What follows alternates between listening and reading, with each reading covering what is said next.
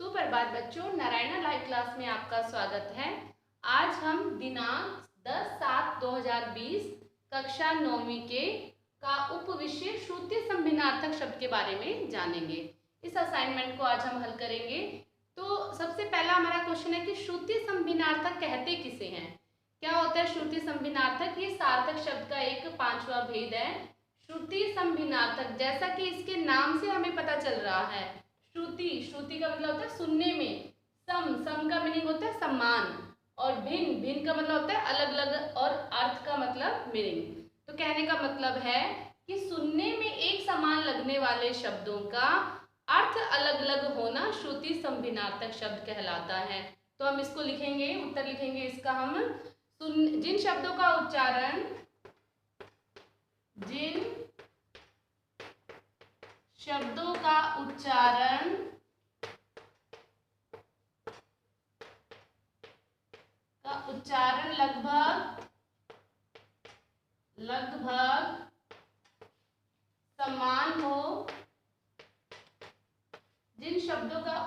लगभग समान हो, जिन शब्दों का उच्चारण लगभग समान हो पर अर्थ भिन्न भिन्न हो,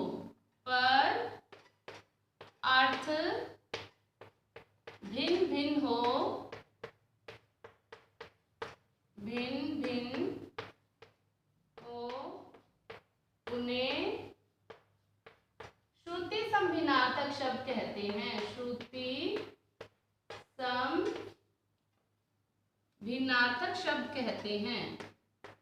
श्रुति संभिन्नार्थक शब्द कहते हैं। देख लीजिए एक बार फिर से। शब्दों का उच्चारण लगभग समान हो पर अर्थ भिन्न भिन्न हो, उन्हें श्रुति संभिन्नार्थक शब्द कहते हैं।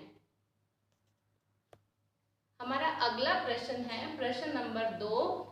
अविराम और अभिराम श्रुति संभिन्नार्थक शब्दों के अर्थ लिखिए। दो शब्द है हमारे पास, अविराम और अभिराम। सुनने में ये थोड़े थोड़े एक समान लग रहे हैं हमें, लेकिन इनके अर्थ में भिन्नता है। कैसे? देखिए, अविराम का मीनिंग होता है लगातार। लगातार मतलब बिना रुके हुए। लगातार बिना रुके हम कोई भी काम करते हैं, उसका मीनिंग, इसका अर्थ होता है अविराम। ठीक है, अविराम मतलब बिना रुके लगातार। अभिराम का अर्थ है सुंदर। अभिराम का अर्थ क्या है? सुंदर। तो इस प्रकार देखिए, दोनों के मीनिंग में, दोनों के अर्थ में भिन्नता है। अविराम का अर्थ है लगातार और अभिराम का अर्थ है सुंदर। हमारा अगला प्रश्न है प्रश्न नंबर 3। अर्जन अर्चन श्रुति संभिन्नार्थक शब्दों के अर्थ लिखिए। दो शब्द हैं हमारे पास, अर्जन और अर्चन। अर्जन का अर्थ होता है संग्रह करके रखना, किसी भी चीज को इकट्ठा करके रखना, संग्रह। ठीक है। और अर्चन का अर्थ होता है पूजा करना, पूजा। अर्चन से जो शब्द बनता है अर्चना, मतलब पूजा पाठ करना। तो अर्जन का अर्थ हो गया संग्रह और अर्चन का मीनिंग हो गया पूजा। हमारा अगला प्रश्न है प्रश्न नंबर 4। परिणाम परिमाण श्रुति संभिन्नार्थक शब्दों के अर्थ लिखिए। दो शब्द है हमारे पास, परिणाम और परिमाण। ठीक है। परिणाम का अर्थ होगा फल। क्या अर्थ होगा? फल। ठीक है। परिणाम का क्या अर्थ होगा? फल। और परिमाण का अर्थ होगा मात्रा।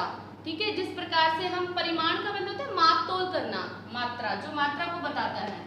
ठीक है। तो ये दोनों के शब्दों के अर्थ में भिन्नता है। सुनने में एक समान हमें लग रहे हैं परिणाम और परिमाण, लेकिन इनके अर्थ में भिन्नता है। परिणाम शब्द का अर्थ क्या बताया हमने? फल।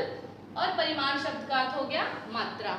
हमारा अगला प्रश्न है कि कोयल शब्द के पर्यायवाची शब्द लिखिए। कोयल शब्द के सिनोनिम्स शब्द बताने हमें। देखिए, कोयल को हम क्या कहते हैं? कोकिल और पिक श्यामा। पिक श्यामा, ये तीनों ही शब्द जो है कोयल के लिए यूज किए जाते हैं। कोकिल, पिक, श्यामा। हमारा अगला प्रश्न है प्रश्न नंबर 6। भंवरा शब्द के पर्यायवाची शब्द लिखिए। देखिए, भंवरा शब्द के पर्यायवाची अली, मधुकर, अली, मधुकर और भ्रमर। अली, मधुकर और भ्रमर, ये 3 है भंवरे शब्द के पर्यायवाची अली, मधुकर, भ्रमर। हमारा अगला प्रश्न है प्रश्न नंबर 7। सोना शब्द के पर्यायवाची लिखिए। सोना, देखिए कनक, हेम, कंचन और स्वर्ण।